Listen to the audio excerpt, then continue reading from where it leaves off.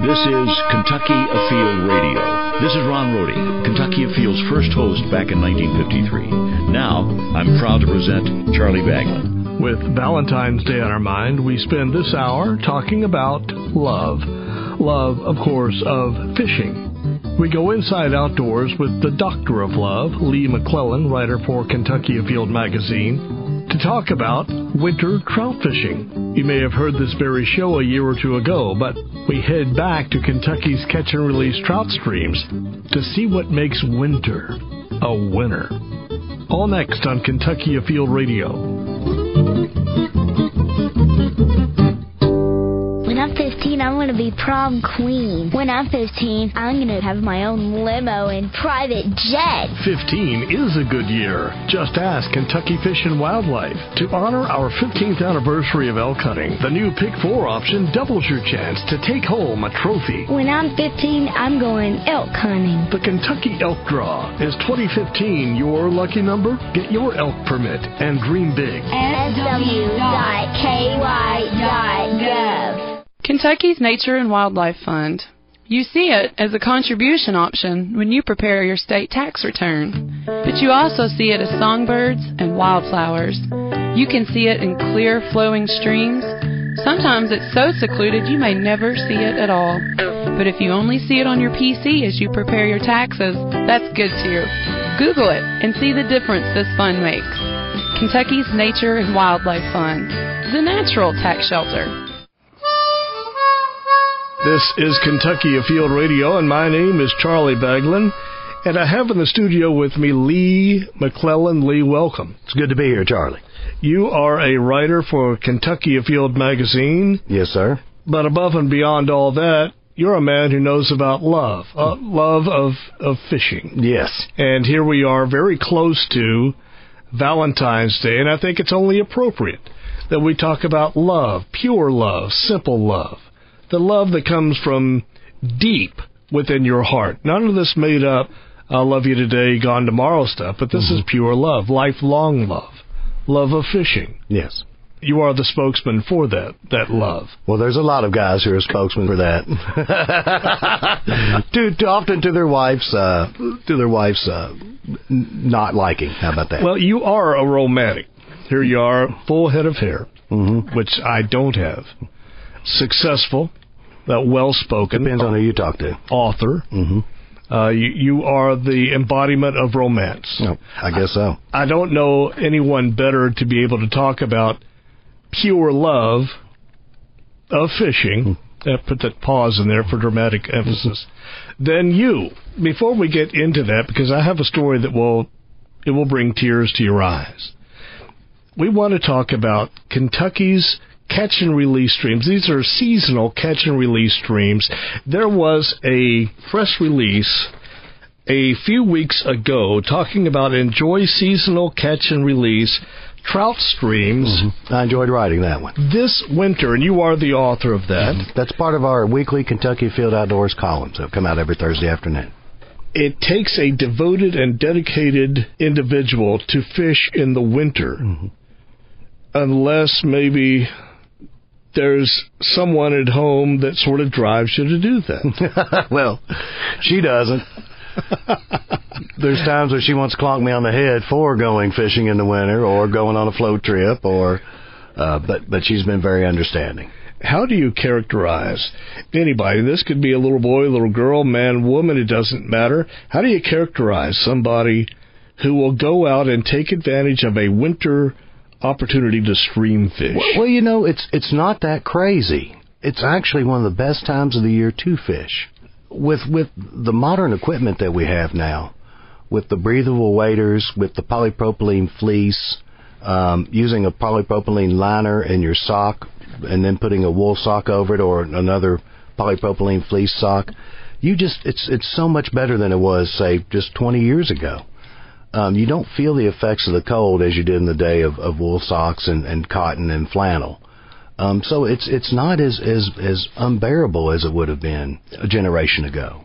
So if you take the proper precautions, polypropylene fleece is one of the greatest things ever to happen. And they're made out of plastic 2-liter bottles, right? Pretty much, yes. Recycled. And you can get them at at department stores. Any of the outfitters, such as Cabela's, Bass Pro, will carry excellent undergarments. I've got a shirt that was made by Reddington. It cost me $12, and it's a thin fleece. But I'm telling you, if I had it on right now, I'd be pouring sweat. Mm-hmm. It keeps you warm as toast. So you combine that with wonderful breathable waders we have now. And even if you don't have waders, most of these streams are little enough you can fish them from the bank. I want to tell you a story about Pure Love here while we're talking about Pure Love fishing, synonymous, and we are talking about here in the shadow of Valentine's Day. Mm-hmm. A story that happened to me. I was out with Pam, and she loves to run. Everybody has their own hobby. She likes to run. She needs quality running shoes, just as you need quality fishing pole, reel, tackle, boat, all those things. She and I together, this is where love comes in, the conversation of sacrifice. And it's not just what you will do for someone or somebody or an issue, but what you will do when it's inconvenient that really shows the purity of that love. Yes. She and I were in the shoe store, and she was deciding this color or that color. Do you think this size or that size? And get this question, Lee. Do these shoes make me look fat? About an hour and 45 minutes of this, I was starting to get my fill. But I was a good fellow, and I just went outside and let her browse and try on different ones, knowing that she was going to come out of there with the perfect pair. Meanwhile, it was a blustery day, and a front was blowing in. It was probably 40 degrees. You know, the wind out there snapping, and there was spitting rain, and I got to thinking, given my choice, here shopping for shoes or fishing, this would be the perfect day to go fishing. Have you ever been in a position like that? Often. Especially when I'm at stores such as those are the stores where I look out and see that it's 18 degrees and snowing, and I'd rather be fishing. You could be fishing. But I could be practically at practically anywhere, and seeing weather like that would make me want to fish, because wintertime, again, is one of the excellent times to catch big fish. And the older I get, I guess maybe a little more ornery I get, but I like to have things to myself. And in the winter, if you're willing to brave the elements with the wonderful equipment you have now, it's not that bad, and you will have it to yourself. I don't even go to Lake Cumberland or some of those bigger lakes in the summer anymore. I float streams because I want to do the opposite of what the crowds are doing, because the older I get, the more I want solitude. And then you will have that. And that's what the beautiful thing about these streams is, you will have solitude. You'll have it to yourself. And one of the most productive times, believe it or not, to fish is when there's a gentle snowstorm. Really? If it's a gentle snowstorm, if you're smallmouth fishing on Lake Cumberland or Dale Hollow or Laurel River Lake, or if you're fishing one of these delayed harvest streams, you will notice the fish will turn on when there's a gentle snowstorm. We are talking to Lee McClellan about Kentucky's seasonal catch and release streams. We'll get into exactly what that means and where some of these are. But a general statement about fishing, I think that most people could make. Most fishing is catch and release. Do you have a percentage? Do you think, how many of the fish you actually catch would you bring home? Probably in the neighborhood of 1 to 2%. So it's 1 or 2 out of 100. Yeah, out of 100, yes. That's not many. And often, usually, I have a reason for this. My wife she's allergic to things that are swimming in the water. She can't eat them. So when I bring fish home, I usually bring it home to give away. And that often prompts me to order a lot of fish when we eat out, because I get fish. Now, a lot of times, I go on fishing trips with a group of buddies, and that's when I keep and eat fish, but I eat them on the trip, and that's something I really look forward to. But if I could think of all the limits I've caught and could have kept, I mean, there's thousands of fish swimming now that would have been table fare, could have been table fare. You wrote a quote here. It says, "The stretch from New Year's to the first warm shirt-sleeve weather of March is often a long, arduous stretch of weeks. Cabin fever inflicts anglers as they pine for the sound of a drag singing, the gentle gurgle from water flowing over riffles, and the satisfaction and tired body from a day of wading a stream." You wrote that not just to fill some space in a newspaper column. You wrote that about you, too. Yes. That's you to the T. I want to talk more about Kentucky's catch and release streams when we come back on Kentucky Afield Radio.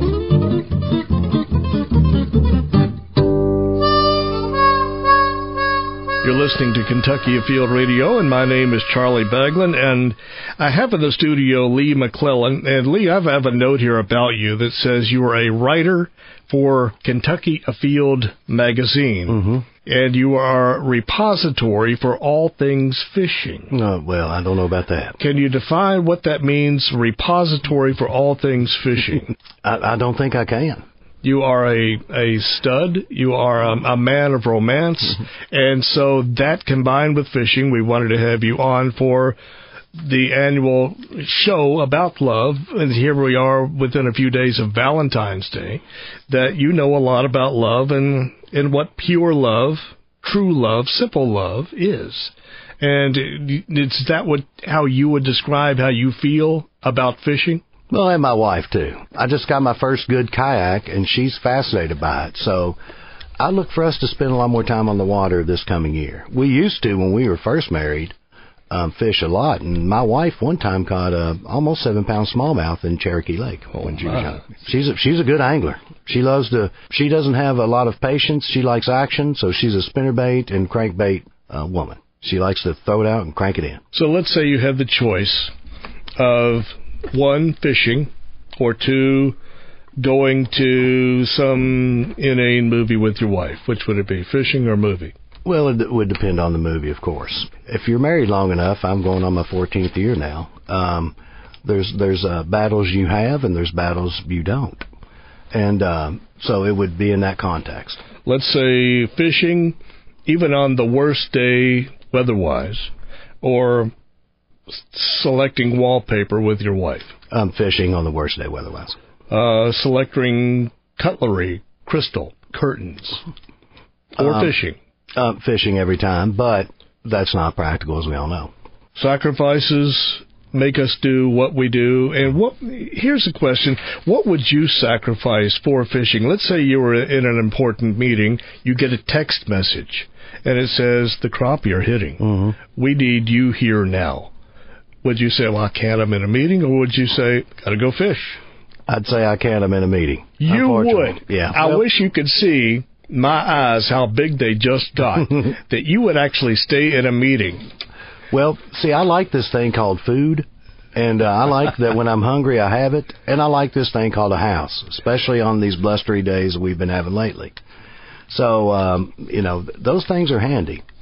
So employers probably wouldn't like it if you got up and left a meeting to go hit crappie, even though it'd be great if we could all do that. But Kentucky's seasonal catch and release trout streams.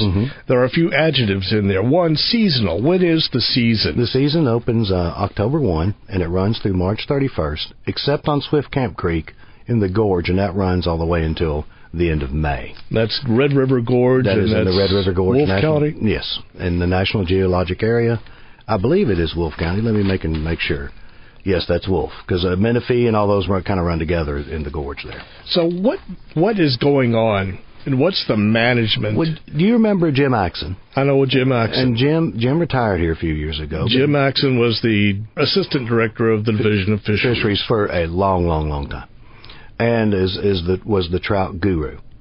And he wanted a way for anglers to enjoy the fall stockings of trout and get more mileage out of them.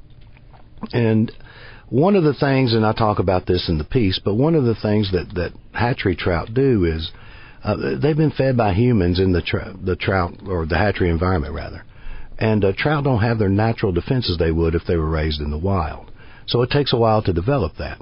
And one of the things that the seasonal catch and release streams do is it allows the fish to spread out throughout the stream during the winter months, and also acclimates them a little more, so we have a better chance of them growing bigger before harvest. Because and if you've ever been around when they release the trout from a truck, or you fished a stream where they had just stocked within a couple of days, I mean, they are really easy to catch. They don't know any better yet. So you give them a couple of weeks in the natural environment, or a month or so, and suddenly those fish start acting like trout would in the wild.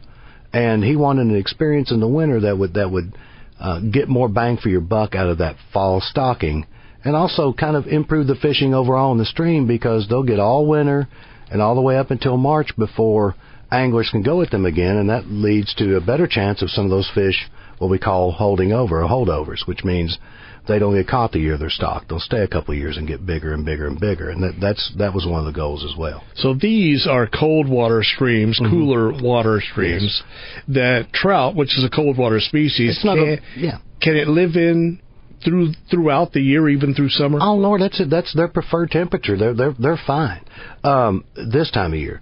Now, the one thing that some of these streams will have is there'll be some where the water temperature gets a little warm in summer for them to stay. They'll stress. The 70-degree mark is the general line of demarcation. If the stream gets much above 70 for weeks at a time, then those trout are going to have a difficult time. But a lot of these streams are spring-fed, or they're mountain streams, so we do have holdovers. Not a ton, but we do have some holdovers. You know, those drought years where it gets really low flow and really hot, those years make it difficult for trout in these streams to make it. So when March comes around, don't be ashamed to harvest a few trout. It's not going to hurt anything. But remember, you have to have your trout permit.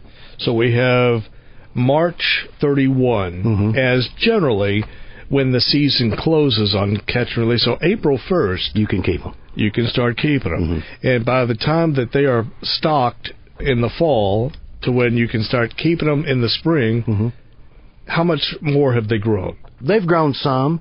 They're usually around 9 inches when they're stocked. They can get maybe a little longer than that. If they can hold over a year or two, then you'll get some growth. But in that month or two span, they're not going to get gigantic. And just from October to March. But if they can hold over from October to the next October, then that's when you start seeing some growth. So if they're in there for that length of time, then you're going to have a quality fish. Quantify quality. A lot of guys will fly over the country to catch 11-inch trout in a mountain stream. That's what they're into. But you know that they can get, they're 9 inches. They can get up foot long, longer. Again, a lot of that depends on food availability, weather, flow. There's a lot of factors that go into it. So you're packing up to go out for a day of fishing. Tell me about what you're going to take with you. What kind of tackle? It depends on if you're a fly angler or a spinning angler. If you're a fly angler, you don't want to bring much more than a 4-weight rod, because most of the fish you're going to catch are going to be between 9 and 12 inches long. So you want to make that fun. And you can bring some of your nymphs. One of the things that always works is a black woolly bugger. I mean, that works year round. There's a fly that Brett, our former colleague, loved to throw called the Chicago fly, and it's kind of a generalist pattern. It looks really like a big ball of black sewing thread, and you look at it, you're like, how would this catch anything? And it hammers them. Hare's ear, Prince nymph, all those will work. Small streamers, chartreuse and white, are a great combination for this time of year, with the little bitty barbells on it so you can get down. Spinning wise, you can throw inline spinners, work all the time. Little spoons, little bitty crawfish crankbaits, all of those things will catch them in the wintertime. But an inline spinner is pretty hard to beat, or a little spoon, because they'll hit those.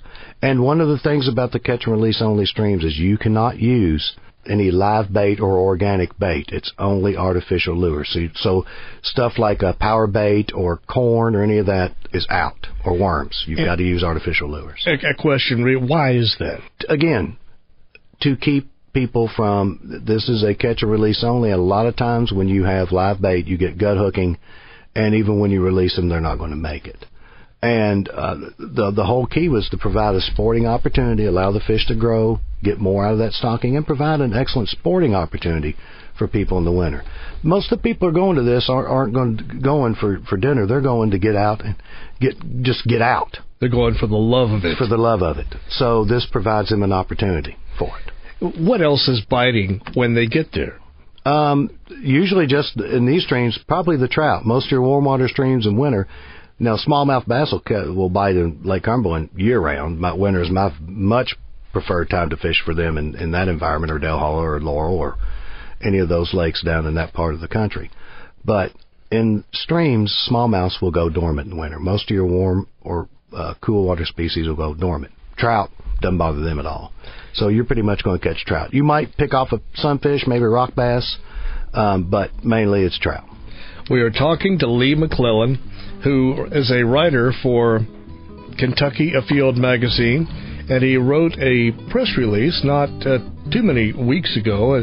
We're just getting to it because it's a long season. That's called "Enjoy Seasonal Catch and Release Trout Streams This Winter." And so we're talking about the love of winter fishing as it applies to catch and release trout streams, and the love of fishing as Valentine's Day is right here pretty much upon us.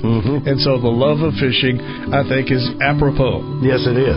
And we'll talk more to Lee. I want to find out, Lee, from you where you've been, where these places are, and I understand that they are some of the most scenic places on the planet. They are. Well, we'll get into that. Cool. My name's Charlie Baglan. You're listening to Kentucky Afield Radio.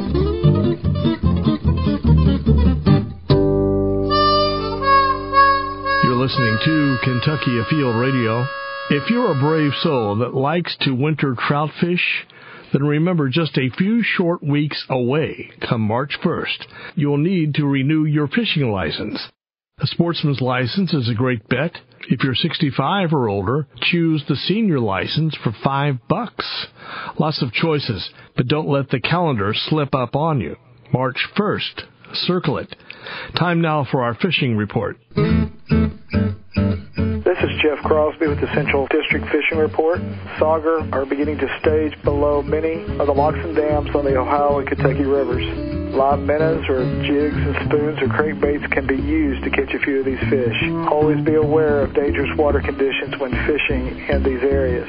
Additionally, it's a great time of year to catch a few trout. The West Hickman Creek at Veterans Park in Lexington, Harrington Lake tailwaters, and ponds and lakes that are a part of the FIDS program. Small jigs or small inline spinners are excellent baits for catching these trout. And finally, a few crappie are still being caught at many of our area lakes, such as Taylorsville and Harrington Lakes. Fishing live bait or crappie jigs fished in 10 to 20 feet of water. Key in on the tops of large fallen trees that are in close proximity to the creek or main river channels.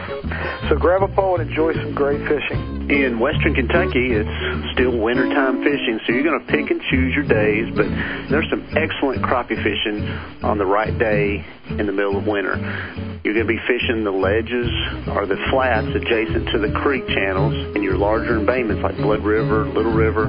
But I've also heard on these sunshiny days it's a good time to just cast the banks. There's some fish moving up shallow, just kind of looking around when the sun's up and warming those rocky shorelines. Well, your bass fishermen, they're going to be out a little bit deeper on your ledges, your main lake points, your little points within your secondary channels, something like a jerk bait. This is a good time of the year for try those Alabama rigs while those bass are all kind of just suspended out there chasing after shad. Well, this is Paul Reister, and I hope you find a nice warm day to go fishing here in the middle of winter.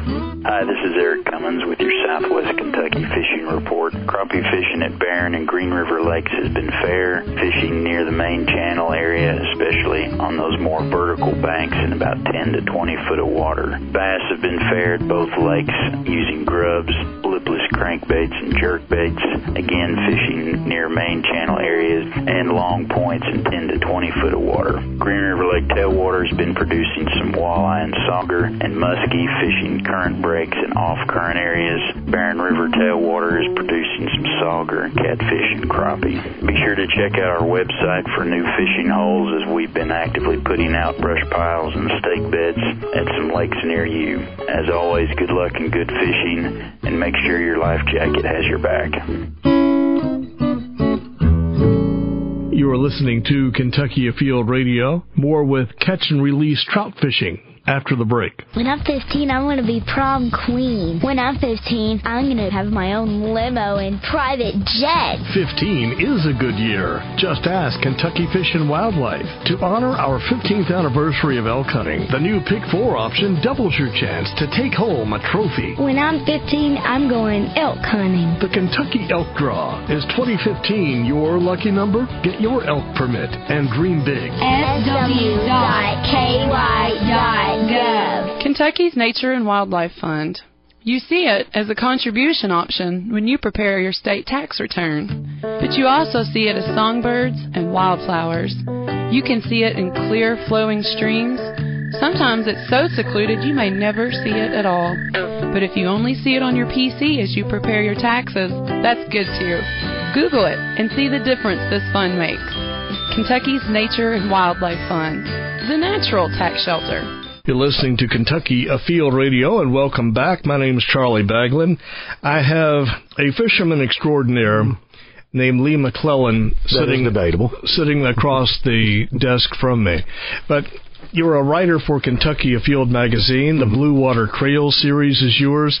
What else have you put a pen to that folks will have heard about? I've written for, going on 12 years now, a bi-weekly column, our Kentucky Afield Outdoors column. And before I came to the department, I wrote a few history articles and a couple of things for Kentucky Game and Fish magazine. But since then, I've written, and I've been on the television show. I've been on your radio show.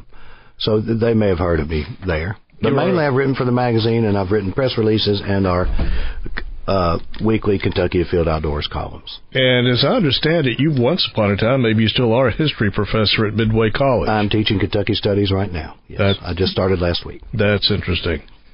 Okay. It is Valentine's Day weekend where we're talking about love and pure love, love without prejudice, love without flaw, the love of fishing. Mm-hmm. And I assume that you can apply this to love of baseball, love of computers, love to old cars, guns, hunting rabbits, whatever you want, to love of tennis, golf, love of picking out new curtains for your bathroom. I don't do that necessarily myself. Yeah. I am specific to where I will apply my definition of love. Mm-hmm. I trust you are the same. Mm-hmm. To what do you apply it, if there is anything else beyond fishing? Oh, well, of course, my wife. I love to teach. I love my puppy dogs. I love to take photos. Love to read. Don't love cleaning toilets as much as all those for some reason. Or any of the housewares type stores. Don't love them as much. We have a press release that you penned about fishing these catch and release streams across Kentucky. And I'll quote you right here. It says, the seasonal catch and release trout streams flow through some of Kentucky's most beautiful areas. Mm-hmm. And then you go on with a list of these. Mm-hmm. Do you have that list in front of you? Where are these that are so breathtaking? Well, the Red River Gorge is known throughout the world among hikers, among rock climbers, among campers. It's one of the most unique areas on Earth, and everybody in Kentucky knows about the gorge. It's most people probably have at least know about it, if not visited. One thing about the gorge is it's loved a lot in summer. If you've ever been there camping in the summertime, if you're not there early, you're going to have a hard time getting a campsite. Mm-hmm. However, at this time of year, you can have the gorge to yourself. I've fished East Fork of Indian Creek and Swift Camp in the wintertime, and you will see a park ranger, so make sure you have your license and your trout stamp. You don't technically need a trout stamp to fish the delayed harvest streams because you're not catching them, but we just highly, highly recommend that you do. Because you said catching them. Yes. You're not taking them away. Yes, you need your trout stamp. Unless you're on the Cumberland River, and no matter what you're doing, you have to have a trout stamp. Even if you're striper fishing, you must have your trout stamp. The ranger is about the only person you're probably going to see. You may see a few hikers. You're going to see some intrepid folks. But the beautiful thing is you're going to have it to yourself. And East Fork of Indian Creek is a beautiful little stream that flows in Menifee County. It flows in from the north part of the Red River. And the further you go up that stream, the more you work, the better the fishing gets. And I remember Jim Axon told me way in the headwaters one time with a backpack shocker, they ran across some really nice brown trout. I think they only stocked just 400 annually. But as you get up in there's some really big boulders, and those browns will hang out underneath those big boulders. I was reading in there, you called these boulders the size of homes, and that's a big rock. You have a list here of 13. So in Kentucky, there are 13 officially designated. Check your fishing guide before you go out, because there's sections of them on some of these that most of them are the whole stream, but some of them are sections of the stream. There are 13 of these. You have that list right in front. I sure do. Just list them off the laundry list, what they are, what county they're in. East Fork of Indian is one of the ones I recommend highly, and that's in Menifee. That's in the Red River Gorge National Geologic Area, and it's awesome. Swift Cam Creek is also in the gorge. It flows from south to north, and I'm sure anybody that's been in the gorge knows where Swift Camp Creek is. And, of course, the legend of John Swift's silver mines inspired that name. Beaver Creek is actually tributary to Lake Cumberland, if you've been down there, the Beaver Creek arm. That's the upper part of it. Big Bone offers a friend of mine fishes that really regularly, and I know a lot of the guys in the Northern Kentucky fly fishers fish this in the wintertime, and that's up in the Big Bone Lick State Park in Northern Kentucky there in Boone County. Cane Creek in Laurel County is really pretty, and it's a very remote stream. So if you want to get away from it all, that's a good one to try. Casey Creek in Trigg County, I know our friend Gary Garth fishes that one quite a bit during the winter. I'm not as familiar with that one as I am some of the others, but I do know it offers good fishing. Clear Creek in Bell County, I've been down on that with our old friend Doug Stevens and John Williams, and I managed to lock the keys in the car in the middle of nowhere down there. That stream is an overlooked beauty, and it flows through Kentucky Ridge State Forest. It's gorgeous. It has some smallmouth in the lower region, so one of the things that we talked about earlier was in the dead of winter, the trout are going to be what hits. But as we get into the last week of February and on into March, especially in Clear Creek, Rock Creek, Otter Creek, maybe a little bit in Swift Cam Creek, you will get into some smallmouth bass as you get into March. So you can catch both trout and smallmouths in those streams during that time. East Fork Indian we've talked about. That's one of my favorites. During the summer, it gets a lot of use. And here in a little while, we'll talk about areas in these streams to target for these trout. But that one has quite a few blue holes in it, and has some really good spots in there to catch some trout. Elk Spring Creek in Wayne County, I'm not as familiar with that one, but I hear it's beautiful. That's down around the Lake Cumberland area. And Left Fork of Beaver Creek in Floyd County is gorgeous. Middle Fork of the Red River is near the Natural Bridge State Park. So if you go up to the gorge, you can hit Middle Fork of Red, Swift Camp Creek, and East Fork of Indian in a day and have 3 nice streams to hit. If you've not fished them, which you have fished the vast majority, it sounds like, you're at least very familiar with the area enough to write the article. Do you have a favorite? Yes, I would say of all of these, Rock Creek would be my favorite. And Otter Creek in Meade County, too. One thing, that's the Otter Creek outdoor recreation area that's now open again. For Louisville area anglers, that's a great place to go, man. And there's some good... There's some blue holes up in the part in Fort Knox, and that gives some holdover possibilities. Your size in Otter Creek is going to be best. But Rock Creek is my favorite in McCreary County. It's near the Big South Fork National River Recreation Area, and that's the one that has boulders. It's like a little Big South Fork. If you're familiar with the Big South Fork, there are boulders the size of this building in the Big South Fork. And Rock Creek looks like at times that it disappears into a giant boulder garden. And you can hear the water flowing through the boulders, but you can't see a stream. And then you go around the boulders and there's a pool again. It's a very unique area. And we stock the fire out of trout in there. We put over 15,000 a year in there. So if you want a quality mountain fishing experience, and I think one of the Forest Service roads, I think it's Bell Farm Road is what they call it down there. Look on your map, but it parallels most of Rock Creek almost to the Tennessee border. So you can stop at dozens of places up and down through there and have a quality fishing experience in a beautiful area. And in the summer, it gets fairly used pretty good. There's some camping areas that get used down there quite a bit. It's a popular area. In the winter, you'll have it practically to yourself. That's the next logical question. How easily accessed is this list of trout streams. Now, overall, really easy. Clear Creek in Bell County has a road that parallels it the whole way. So does Rock Creek there. Swift Camp and East Fork of Indian has Forest Road 9B that follows it. Swift Camp, you got to, other than the mouth, you're going to have to hoof it a little bit to get down into Swift Camp, which makes it better fishing. Bart Camp in Whitley County is near the Cumberland Falls. Now that one requires some hike. That's a remote stream, but you're at Cumberland Falls, so you're in one of the prettiest places in Kentucky. Big Bone is easy. It's in Big Bone Lake State Park. Beaver Creek's fairly easy to get to. Casey Creek is fairly easy to get to. Elk Spring, I'm not as familiar. And Left Fork, I believe. Most of them, Middle Fork of Red River is real easy. You're not going to have to hike through, except for the one we're going to talk about here in a little while, Chimney Top. You're not going to have to hike 80 million miles into these. They're going to be pretty accessible. Well, we've got a minute. Talk about Chimney Top. Well, if you want an experience that's unlike any other in Kentucky, off of Highway 715, there's a parking area, and in the Red River Gorge, and I believe that's called Chimney Top Creek.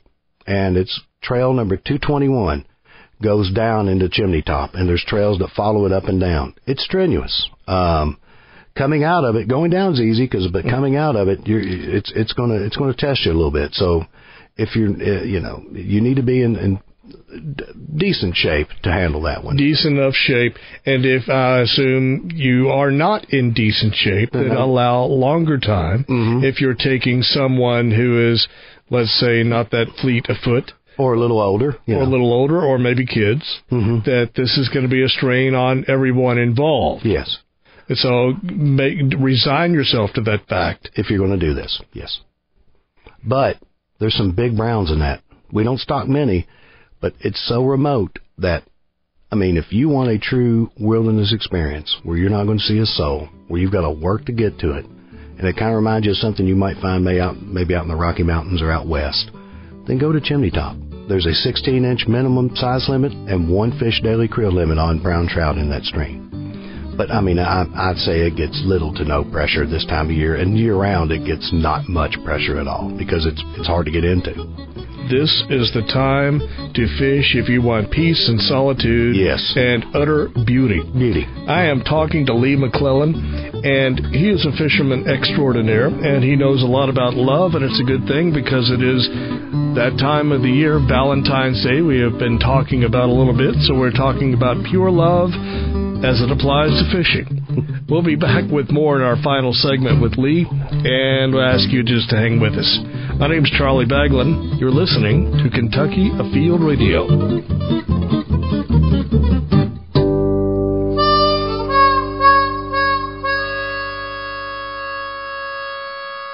You're listening to Kentucky Afield Radio. My name is Charlie Baglin, and we're talking to Lee McClellan in the studio today about fishing Kentucky's seasonal trout streams. Those are catch and release streams, and if you take one home, you're in trouble. Yes. You don't want to do that. No, wait, you can in April, but not during this time. And that season is going on as we speak, and it will come to an end March 31st, except for in Swift Camp Creek, which is May 31. These are long stretches of stream.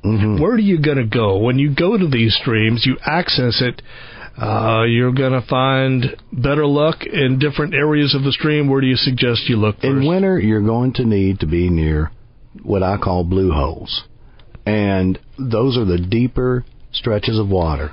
Deep water is the winter habitat of streamfish, whether they be smallmouth, whether they be trout, whether they be rock bass. Because deep water in the current, their metabolism is slow because they're a cold-blooded animal and their environment dictates the temperature of their blood. So they can go in a deeper stream, hang out near the bottom in current free water, and just chill because their metabolism is slower. But now trout, not as much as smallmouth, but it seems when I've fished these streams that near a blue hole, and the blue hole is a country term for a hole that is deeper. And in most of these streams in winter, that'll give it an aquamarine, turquoise type color, and it's really beautiful. But the flowing water above and below that blue hole and along the edges of the deep water are where the trout are going to hold. Another spot to try is the outside bends of the stream, those undercut bank areas that have flow. If there's some depth to them, target them hard. Now, if we get into March and it gets warmer, then those flowing shoals where the trout often hang in summer will start to become more and more and more where they're at. But if you're fishing in February, if you're fishing now, then target those areas around the blue holes and those deeper outside bends. And again, you can only use artificial lures. Yes.